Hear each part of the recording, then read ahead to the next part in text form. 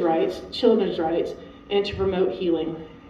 If you all would, please help me in welcoming Dominique to the stage to share the land acknowledgement and blessing for tonight.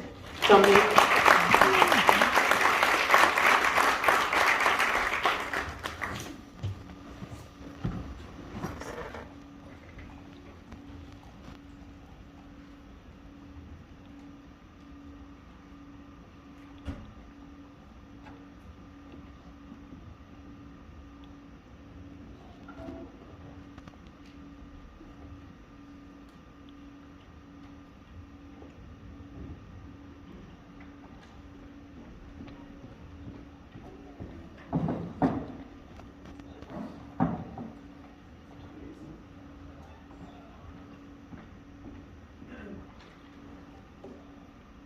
Halito, that is hello, in the language of my Choctaw ancestors.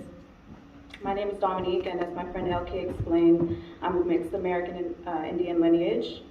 I want to start off by saying that if we want a better country, a safer environment, healthier food, all of that, we have to start by acknowledging the truth of what has happened in this country and on this land.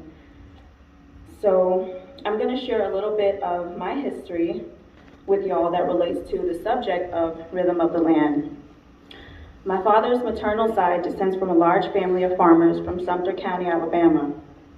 They were characterized by their distinctive physical features, which included grayish blue eyes. This referred to the ring around their eyes.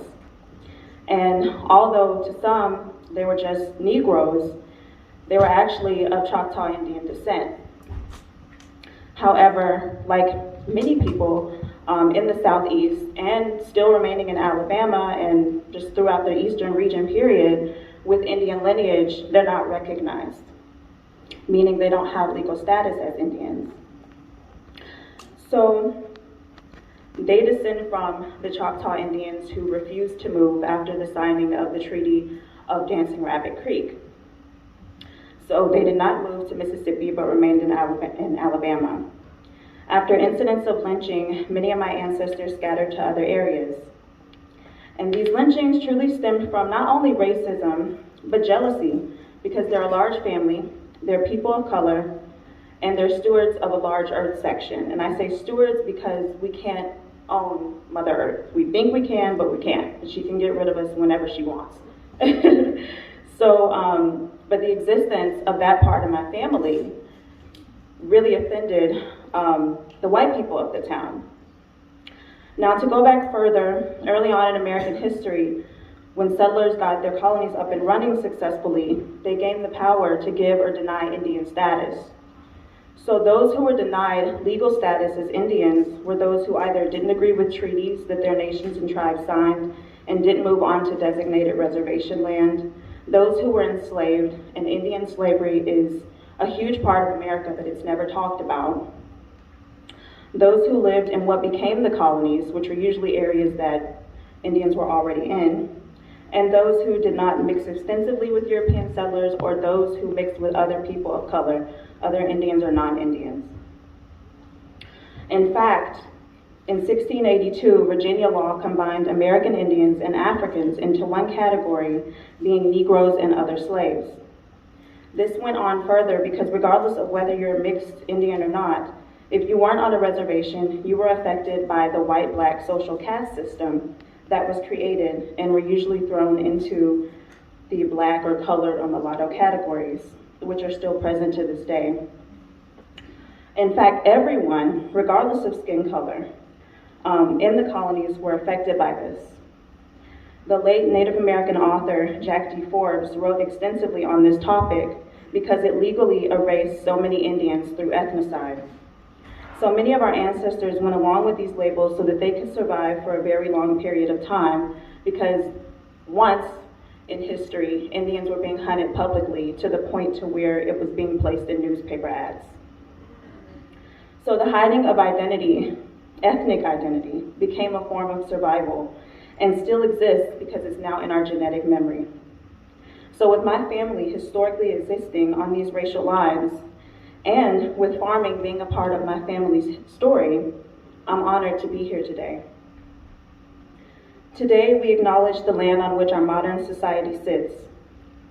The Luby Theater resides on ancestral lands ceded by the Cherokee in the 1785 Treaty of New Hopewell.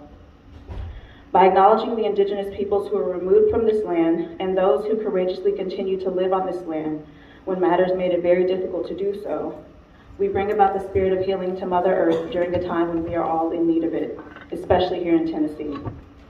May the spirits of both the living and the transitioned be calmed. Aikliat.